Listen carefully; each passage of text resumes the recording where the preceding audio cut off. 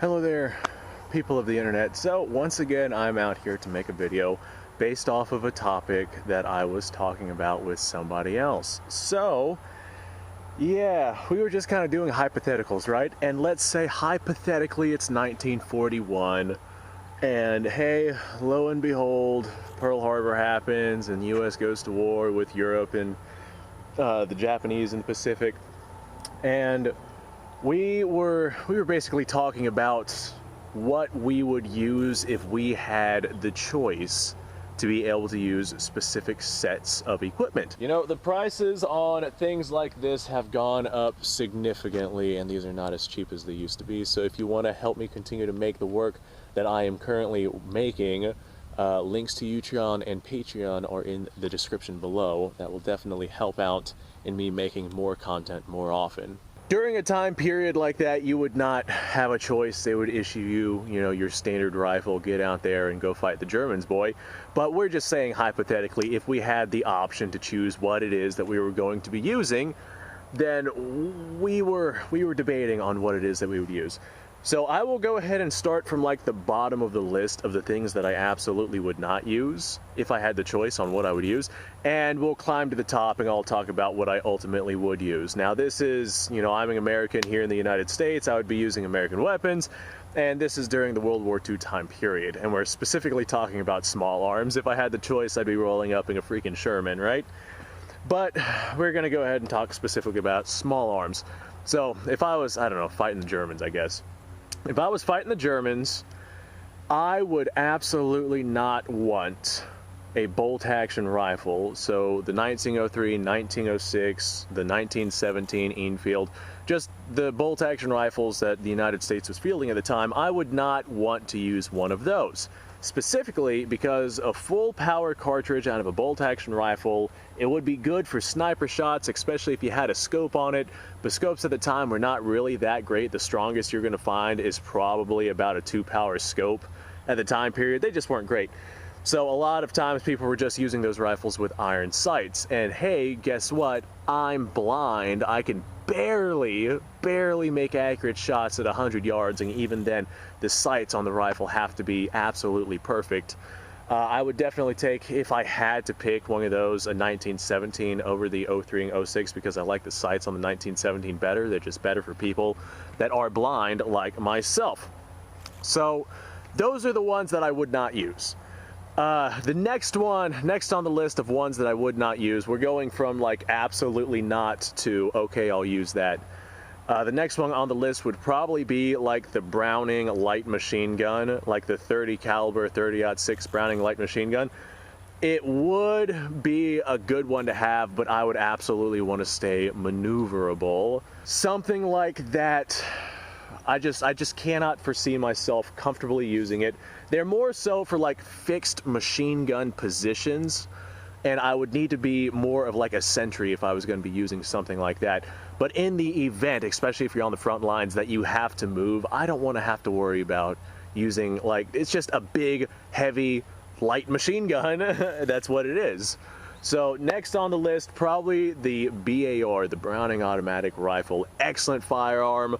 But it's basically useless in full auto. Like, anyone who's ever shot a 30-06 knows how potent they are, and anyone who's ever shot a semi-automatic 30-06 knows just how much that rifle jumps around.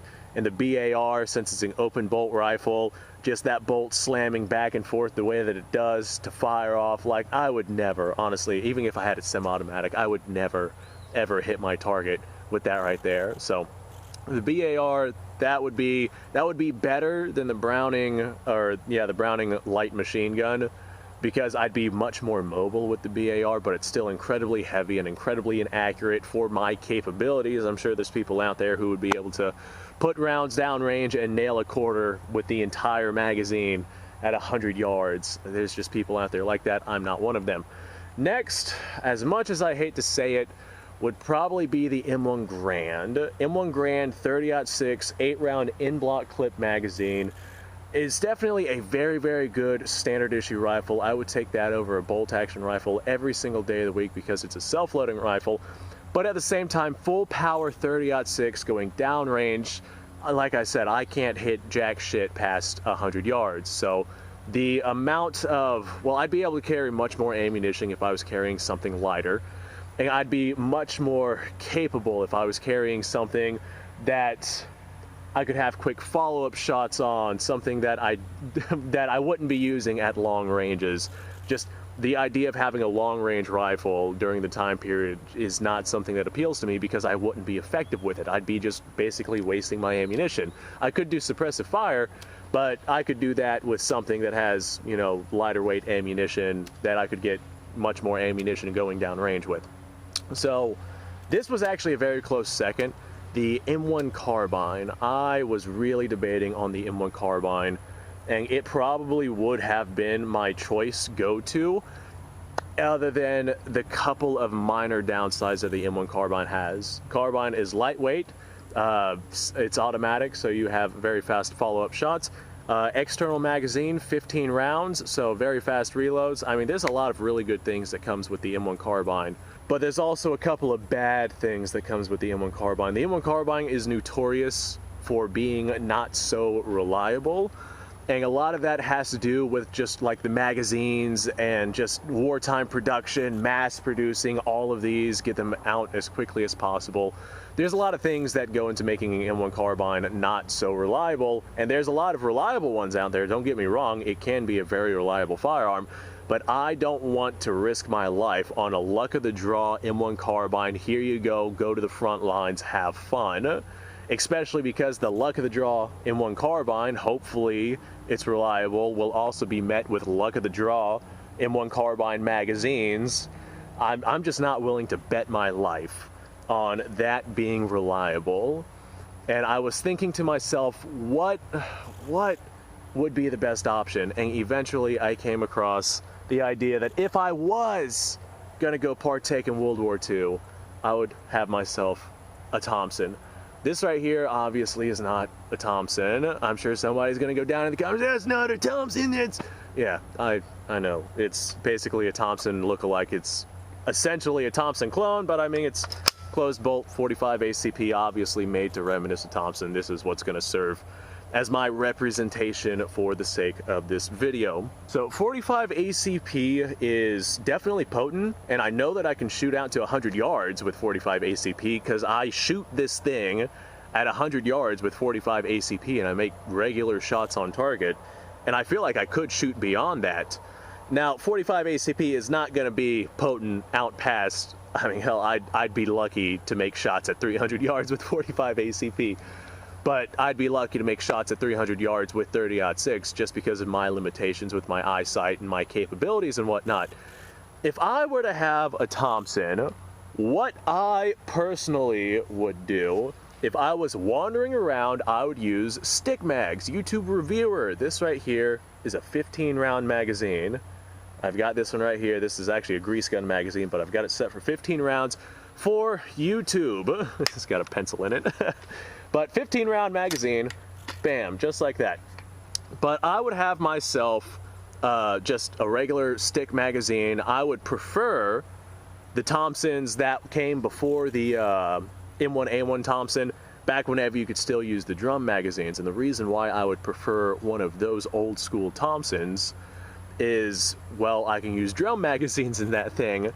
Now, if I was wandering around doing whatever it is that I was doing, if I was, I don't know, fighting in a city, house to house, and I was moving, I would absolutely use stick magazines because they are a lot easier to reload than a drum magazine. So I'm out, I'm out in my, my, wherever it is that I'm at in Europe, I don't know, pick a spot where the United States was, going after the Germans.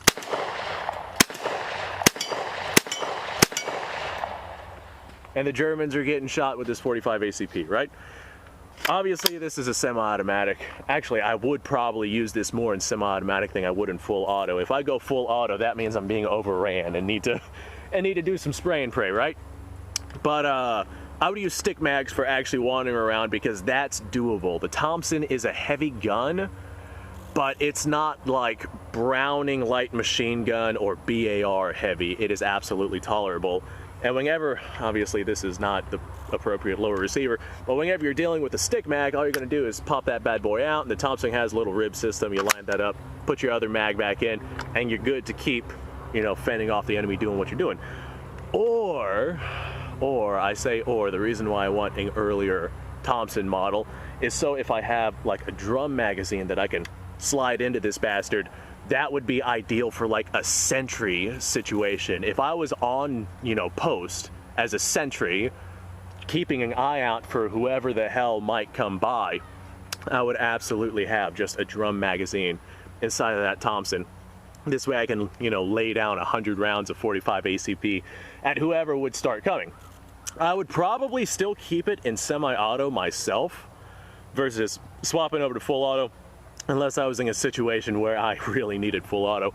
But semi-auto, 100 rounds, just bang, bang, bang, bang, bang, bang, bang, bang, bang, bang, bang. I could keep enemies at a distance for quite some time like that. The capacity of the Thompson and its abilities with the drum magazine is probably one of the biggest reasons why I would choose it. The M1 carbine was such a close second, but the Thompson, it's known to be a much more reliable system than the M1 carbine. The carbine definitely has its issues. Lots of good ones out there. I've seen plenty of good ones. I've had plenty of good ones, but I've had plenty of not so good ones. And there's a lot of downsides with the carbine, and I'm just not willing to risk my life over it.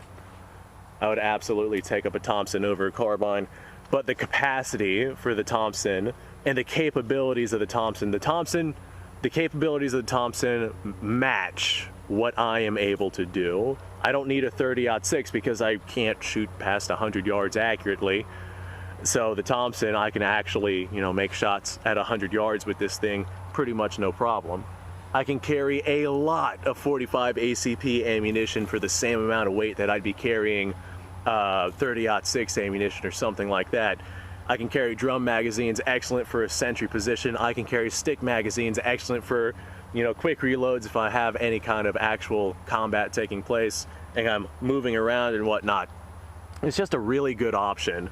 And the beauty about the drum mags is once you're out of ammo, trying to load a drum mag is a very lengthy and strenuous process.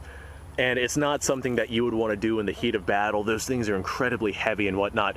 But whenever the drum mag is empty, like bang, bang, bang, bang, bang, if I fired all 100 rounds and I hear a click, that drum round, you know, the drum mag is empty. You pull that bastard out, it's a lot easier to pull out of the gun than it is to put a loaded one in.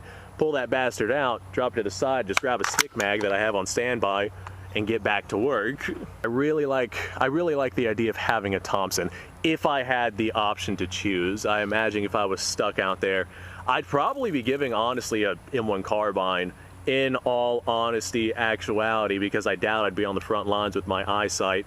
I mean, the war didn't get that bad. I imagine I'd be either artilleryman doing calculations, or I'd be in a truck driving cargo, or I'd be on a ship somewhere doing, I don't know, maybe I'd be a cook. I doubt I'd be on the front lines, but in the event that I was in this completely hypothetical situation, the Thompson would probably be what I would take. Now, you are allowed to have a different opinion than me. If you want something else, by all means, you go ahead and you have something else. My opinion is my opinion. You are allowed to have yours. And of course, the right answer is the one that you want, right? Other people's opinions are wrong, and there's fact to back up the opinion, right? There's always fact to back up all opinions. Let me know what you guys' thoughts are down below. I'm actually curious about this one.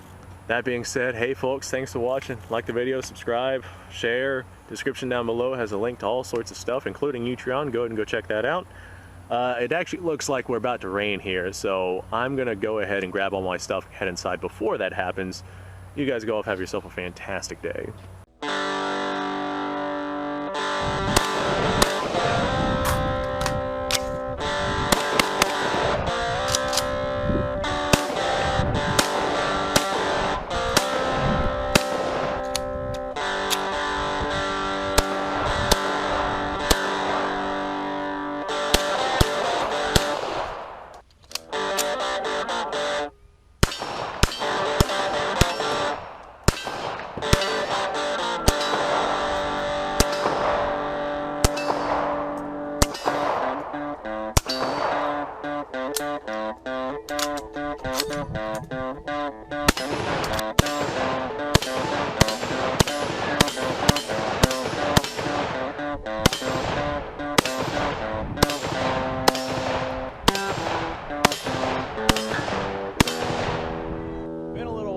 once I've done this.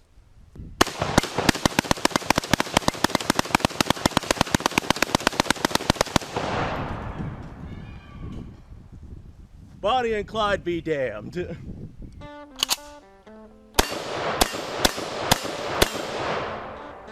poor man's Garand.